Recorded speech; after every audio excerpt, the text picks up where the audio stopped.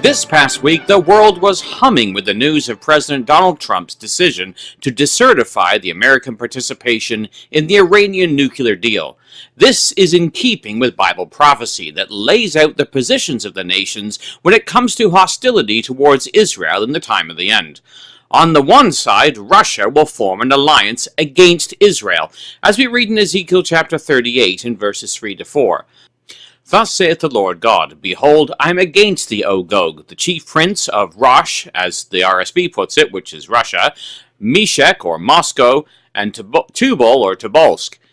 And I will turn thee back, and I will put hooks in thy jaws, and I will bring thee forth, and all of thine army, horses and horsemen, all of them clothed with all sorts of armor, even a great company with bucklers and shields, all of them handling swords. And on the other side of this equation are the merchants of Tarshish, and their Arabic allies. As we read in Ezekiel 38 down at verse 13, we have Sheba and Dedan, and the merchants of Tarshish, with all the young lions thereof, shall say unto thee, Art thou come to take a spoil? Hast thou gathered thy company to take a prey, to carry away silver and gold, to take away cattle and goods, to take a great spoil? So it was exciting to see these alliances coming to place this week, as President Trump announced America's decertification of the Iranian nuclear deal, which sparked worldwide responses, dividing the nations along these biblical lines. Listen to some of Trump's statements. Upon taking office, I've ordered a complete strategic review of our policy toward the rogue regime in Iran. That review is now complete. Today I am announcing our strategy, along with several major steps we are taking to confront the Iranian regime's hostile actions and to ensure that Iran never, and I mean never, acquires a nuclear weapon. Our policy is based on a clear-eyed assessment of the Iranian dictatorship, its sponsorship of terrorism, and its continuing aggression in the Middle East and all around the world. Now, what is interesting to note is the U.S. policy is based on Iran's movements in the Middle East. This is reiterated later in his statements. Given the regime's murderous past and present, we should not take lightly its sinister vision for the future. The regime's two favorite chants are death to America and death to Israel. Realizing the gravity of the situation, the United States and the United Nations Security Council sought over many years to stop Iran's pursuit of nuclear weapons with a wide array of strong economic sanctions. But the previous administration lifted these sanctions just before what would have been the total collapse of the Iranian regime through the deeply controversial 2015 nuclear deal with Iran. And again, it is clear to see what the issue is. By its own terms, the Iran deal was supposed to contribute to regional and international peace and security. And yet, while the United States adheres to our commitment under the deal, the Iranian regime continues to fuel conflict, terror, and turmoil throughout the Middle East and beyond. Again, the new plan revealed the same thing. So today, in recognition of the increasing menace posed by Iran, and after extensive consultations with our allies, I am announcing a new strategy to address the full range of Iran's destructive actions. First, we will work with our allies to counter the regime's destabilizing activity and support for terrorist proxies in the region. Second, we will place additional sanctions on the regime to block their financing of terror. Third, we will address the regime's proliferation of missiles and weapons that threaten its neighbors' global trade and freedom of navigation. And finally, we will deny the regime all paths to a nuclear weapon. Now, the reasons are made very clear as to why the U.S. is pushing this so strongly. Since the signing of the nuclear agreement, the regime's dangerous aggression has only escalated. At the same time, it has received massive sanctions relief while continuing to develop its missiles program. Now, speaking of the law passed by the American Congress governing the suspension of sanctions on Iran, Trump pointed out his responsibility to the American people as the president. Among other conditions, this law requires the president or his designee to certify that the suspension of sanctions under the deal is appropriate and proportionate to measure and other measures taken by Iran to terminate its illicit nuclear program. Based on the factual record I have put forward, I am announcing today that we cannot and will not make this certification. We will not continue down a path whose predictable conclusion is more violence, more terror, and the very real threat of Iran's nuclear breakout. That is why I am directing my administration to work closely with Congress and our allies to address the deal's many serious flaws so that the Iranian regime can never threaten the world with nuclear weapons. To protect against a deadlock in the review of the Iran deal, President Trump was very clear as to what he's going to do. In the event we are not able to reach a solution working with Congress and our allies, then the agreement will be terminated.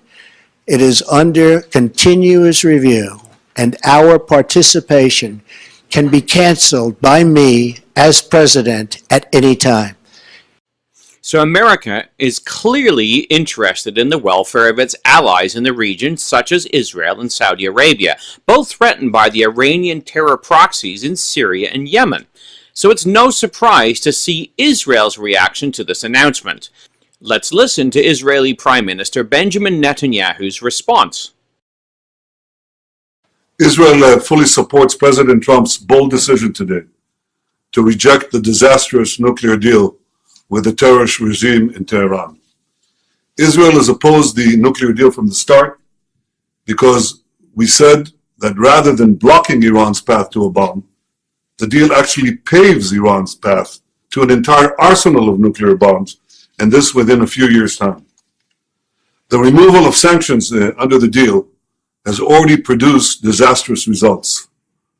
The deal didn't push war further away, it actually brought it closer. The deal didn't reduce Iran's aggression, it dramatically increased it. And we see this across the entire Middle East. Since the deal, we've seen Iran aggression grow every day in Iraq, in Lebanon, in Yemen, in Gaza, and most of all, in Syria, where Iran is trying to establish military bases from which to attack Israel. So Israel's interests are obviously much more than economic, but the security of its people against the aggressive elements of Nebuchadnezzar's image of world empires. Now, the UK Daily Express ran a headline, World War III fears, Russia backs Iran as Putin stares down Trump. The paper went on to report, World War III fears are growing after Russia rushed to back Iran in the Middle East escalating nuclear crisis, a move which plunges Vladimir Putin into a deadly standoff with Donald Trump.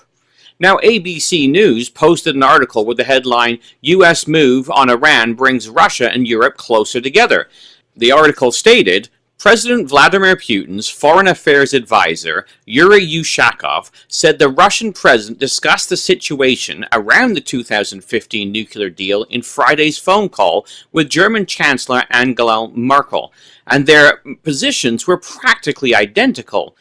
Ushakov added that Putin will have further discussions on the issue with Merkel and French President Emmanuel Macron when they visit Russia this month. Ushakov's statement reflected a Kremlin hope that a rift between Washington and its European allies will offer a chance of rebuilding ties with Europe's economic powerhouses. Europe is rattled by President Donald Trump's decision to reimpose sanctions on Iran. That means European countries must hold business with Iran or face U.S. punishment. End quote. Now, in the face of U.S. sanctions, Russia is signing a free trade pact with Iran. The Boston Globe reported under the headline, "Russia and Allies to Sign Trade Pact with Iran," and the article stated, "The Kremlin said Friday that Russia and its ex-Soviet allies will sign a free trade pact with Iran, the latest fallout from the U.S. withdrawal from the Iran nuclear deal." President Vladimir Putin's foreign affairs advisor, Yuri Ushakov, said the deal among Iran, Russia, and other members of the Moscow-dominated Eurasian Economic Union is to be signed next week, and the group includes Kazakhstan, Belarus, Armenia, and Kyrgyzstan. End quote. Well, going on from here, we also have the French reaction. The response from France was made very clear as CTV reported. French Finance Minister Bruno Le Maire said on Europe 1 radio that Europe should not accept that the US is the world's economic policeman. Le Maire asked, "Do we want to be vassals who obey decisions taken by the United States while clinging to the hem of their trousers? Or do we want to say we have our own economic interest? We consider we will continue to do trade with Iran." While it should come as no surprise either that the European Union would not support Trump, listen to the High Representative of the European Union for Foreign Affairs and Security Policy, Federica Mogherini's acidic response. It is not a bilateral agreement. It does not belong to any single country, and it is not up to any single country to terminate it. It is a multilateral agreement which was unanimously endorsed by the United Nations Security Council Resolution 2231. The deal has prevented and continues to prevent, will continue to prevent, Iran from developing nuclear weapons.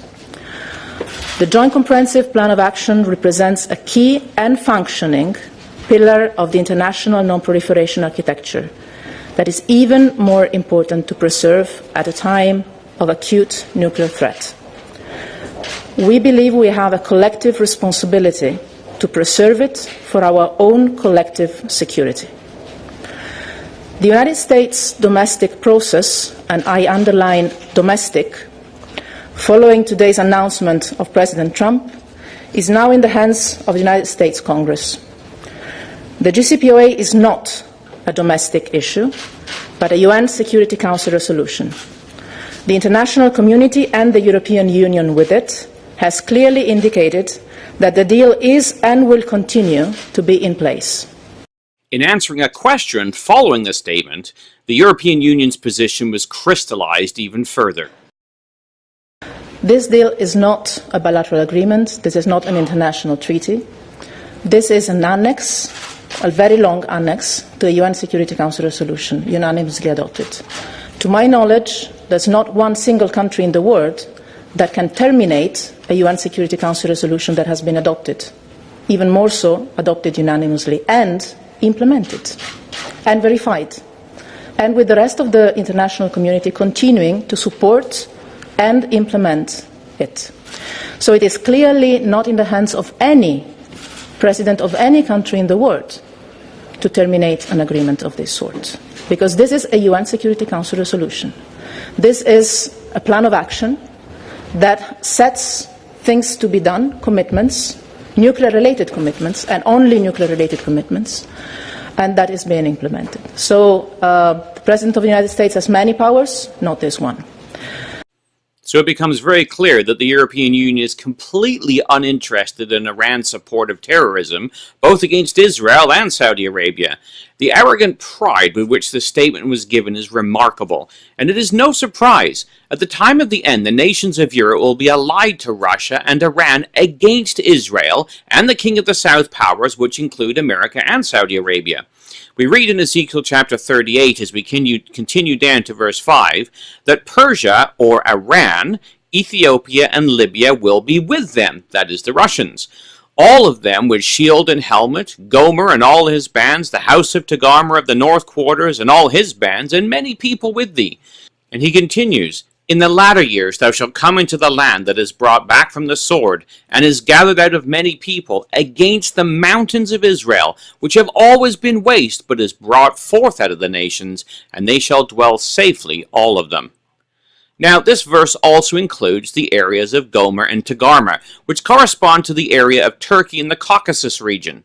The Gomeric tribes migrated across Europe and identified with France, or Gaul, and Germany, while the area of Magog constitutes Eastern Europe. But Turkey's position was also made clear as reported by the Times of Israel. We read, following the announcement of Turkish president, it feared Trump's decision could open up new conflicts. The unilateral withdrawal of the United States from the nuclear deal is a decision that will cause instability and new conflicts, said Ibrahim Kalin, spokesperson for President Erdogan, on Twitter. Turkey will continue to resolutely oppose all types of nuclear arms. Turkey and Iran are striving to develop pragmatic relationships with each other, particularly over Syria, which borders both countries, despite a long-standing reciprocal distrust. End quote. Now, Saudi Arabia and the Gulf states have taken a completely different side of the fence when it comes to this. The Saudi Arabian foreign minister was interviewed by CNN's Wolf Blitzer regarding the Saudi support for President Trump. Joining us now from Riyadh, Saudi Arabia's Foreign Minister Adel Al-Jubeir. Foreign Minister, thanks so much for joining us. Why do you, the Saudi government, support President Trump's decision? We believe that the nuclear deal was flawed. We believe that the sunset clause should be eliminated. We believe that the inspections should be tightened. We believe that the deal does not deal with Iran's ballistic missile program, nor does it deal with Iran's support for terrorism and interference in the affairs of the countries of the region.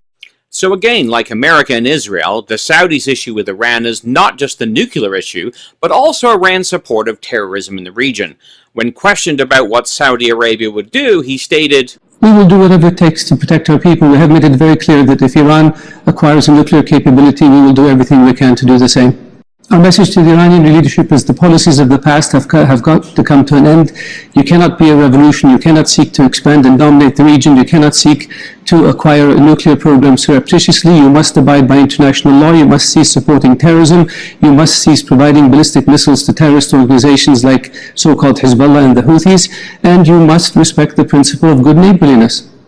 So when asked why the agreement was so flawed, the Saudis were clear, something the European Union is not willing to acknowledge because it's more interested in its own economic interests than the peace in the Middle East. The agreement is flawed because by 2025 it allows Iran the ability to have unlimited enrichment capability, which could cause it to build capacity to the point where it can have enough enriched uranium for a nuclear weapon within a week. That is clearly not acceptable. Now, the scriptures don't just indicate the Saudis will be on the other side of the fence in the latter days. Daniel 11 speaks of Edom, Moab, and Ammon, which correspond to the geographical area of modern-day Jordan. Ezekiel 38 speaks of Sheba and Dedan, which is encompassing the geographical area of Saudi Arabia and the other Gulf states. Isaiah 19 and Daniel 11 describe Egypt being attacked by the Russians, described as the cruel lord or the king of the north.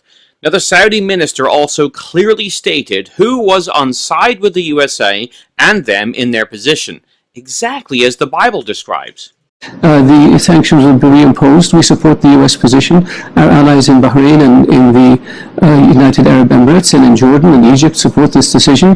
The GCC Secretary General supports it. The Arab League Secretary General supports it. The Secretary General of the Organization of Islamic Countries also supports it.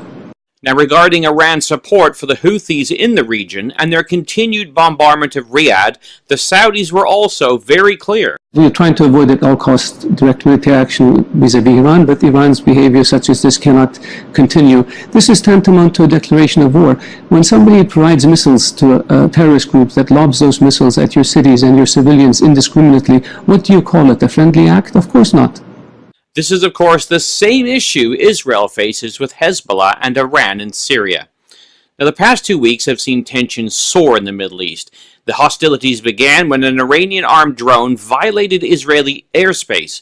Israel responded by bombing the launch site for the drone. Now, following Trump's announcement, Iranian forces in Syria fired 20 missiles into Israel. This was followed by Israel firing 70 missiles from 28 planes into Syria, targeting Iranian bases in the region. The Israeli newspaper Haaretz reported Defense Minister Avigdor Lieberman said Thursday morning that Israel has struck all of the Iranian infrastructure in Syria. Lieberman said that Israel does not seek escalation, but added that it won't allow Iran to turn Syria into a forward base against Israel. Reports in Syria said that Israel had also struck army posts as positions used by Hezbollah and the Iranian-backed militias in the Syrian Golan near Druze villages, close to the border with Israel. The report said that the rockets that struck Israel overnight were fired from these posts. Now it is reported that 8 Iranians were killed in the attack. The report continued, "This is the first time Israel directly accuses Iran of firing towards Israeli territory. During the Syrian civil war, rockets were fired at Israel from Syria several times, usually by groups in southern Syria that are affiliated with Iran, Hezbollah, and the Assad regime." End of quote. Well, this week saw tensions rise worldwide. The United States re-established its Second Fleet due to the growing Russian tension. CNN reported, amid heightened tensions with Russia, the U.S. Navy announced Friday the re-establishment of the U.S. Second Fleet, which will be responsible for naval forces along the East Coast and the Northern Atlantic Ocean. Our national defense strategy makes clear that we're back in an era of great power competition as the security environment continues to grow more challenging and complex. Chief of Naval Operations Admiral John Richardson said at the change of command ceremony Friday in Norfolk, Virginia. That is why today we're standing up the Second Fleet to address these changes, particularly in the Northern Atlantic, he added. NATO is refocusing on the Atlantic in recognition of the great power competition prompted by the resurgent Russia, Pentagon spokesman John Michael told CNN. End of quote. Well, again, this is in keeping with the biblical portrayal of the time of the end, where many ships of the king of the north, described in Daniel 11:40, will be counterbalanced by the ships of Tarshish, described in Ezekiel 38, verse 13, and Isaiah 60, verse 19. CNN reported under the headline, U.S. stealth fighters intercept Russian bombers off the coast of Alaska. 2 Russian Tu-95 Bear bombers were intercepted by the U.S. F-22 stealth fighters in international airspace off the coast of Alaska on Friday, according to the North American Aerospace Defense Command. At approximately 10 a.m. Eastern Time, 2 Alaskan-based NORAD F-22 fighters intercepted and visually identified 2 Russian Tu-95 Bear long-range bomber aircraft flying into the Air Defense Identification Zone around the western coast of Alaska, north of the Aleutian Islands. NORAD Northcom spokesman, Canadian Army Major Andrew Hennessy said in a statement. So as the world ratchets up tensions in preparations for World War III, drawing its sides, joining each side, arming themselves, let us prepare to meet our Lord. Because we read in 1 Thessalonians 5, verses 4 to 9, Ye, brethren, are not in darkness, that day should overtake you as a thief. You are the children of light, the children of the day. We are not of the night, nor of the darkness. Therefore let us not sleep as do others, but let us watch and be sober. For they that sleep, sleep in the night, and they that are drunken in the night. But let us, who are of the day, be sober, putting on the breastplate of faith and love, and for an helmet the hope of salvation.